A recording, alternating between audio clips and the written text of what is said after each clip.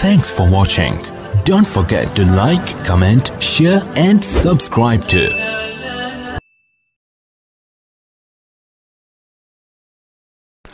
السلام علیکم ورحمۃ اللہ وبرکاتہ۔ محترم و مکرم ناظرین، استقبال ہے آپ کا ہمارے یوٹیوب چینل وائس آف علماء حق پر۔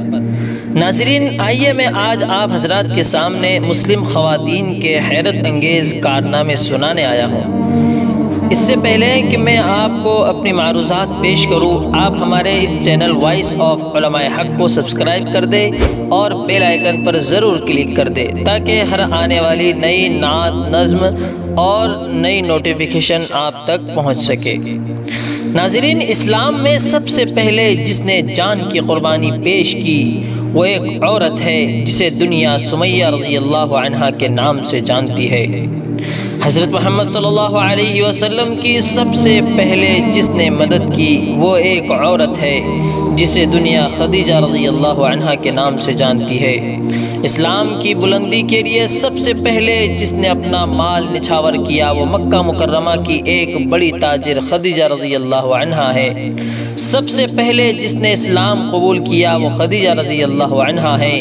غار حرا کی پہلی وحی سے گھبرائے نبی صلی اللہ علیہ وسلم کو سب سے پہلے تسلی دینے والی خدیجہ رضی اللہ عنہا ہی ہے۔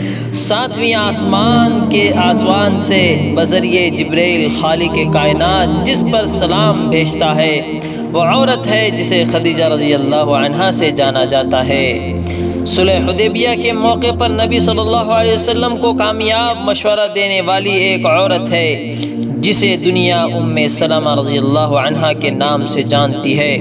10 سال نبی صلی اللہ علیہ وسلم کی خدمت کے لیے جس نے اپنا بچہ انس پیش کیا وہ ایک عورت ہے جسے دنیا ام سلیم رضی اللہ عنہا کے نام سے جانتی ہے۔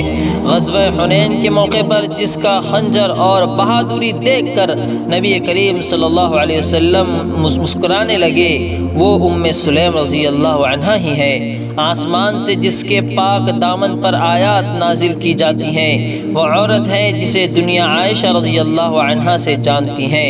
7ویں آسمان کے اوپر سے اللہ تعالیٰ نے جس کی شادی کرائی وہ ایک عورت ہے جسے دنیا زینب بنت جحش رضی اللہ عنہا کے نام سے جانتی ہے۔ جس کی شکایت شوہر کے تعلق سے 7ویں آسمان پر سنی گئی وہ ایک عورت ہے جسے دنیا خولہ بنت ثعلبہ رضی اللہ عنہا کے نام سے جانتی ہیں۔ خواتین کی قربانیاں ہنوز جاری ہیں اور بإذن اللہ جاری رہے گی انشاءاللہ العزیز، جنہیں دنیا کبھی فراموش نہیں کر سکتی۔